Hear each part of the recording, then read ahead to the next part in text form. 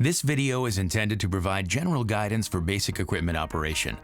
Please refer to your operator's manual for specific information, instructions, and precautions.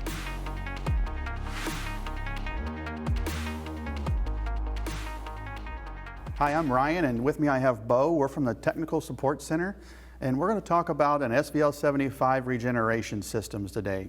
Bo, can you explain to me what a regeneration is? Yes, Ryan. So it's just a process that the machine does ever so often to burn out the accumulated soot that builds up in the DPF. So it's just running the machine through a process to heat up the exhaust and clean out all that soot that's accumulated over time. So the regeneration really doesn't hinder the machine, is that right? No, not at all. Okay. What makes this system work? What do we have to do?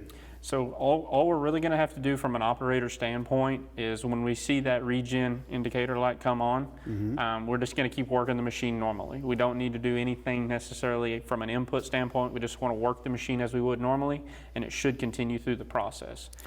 So Kubota's made it pretty simple. If the light comes on, all the operator needs to do is continue to run the machine. Is that right? Yep, exactly. The only other situation we might have is if the machine is not quite warmed up yet or something like that, and it's wanting to do a regen. We may also see that engine RPM raise light come on, and if we do see that, all we need to do is just bring the throttle up, get the machine temperatures up to that operating temp, and then continue to work it so that it can complete the regen.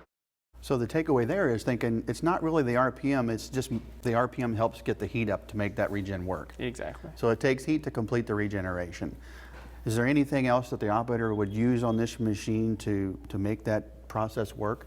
So we might have an instance where the operator doesn't want to perform a regen at the current situation that they're in. So we do have an inhibit button that they can press in that situation to delay the process till a later time.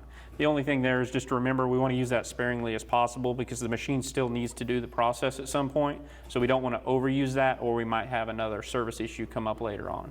Okay, well it sounds to me really simple. So Bo, thank you. That really simplifies the whole process of how it works. Thanks for watching. Kubota. Together we do more.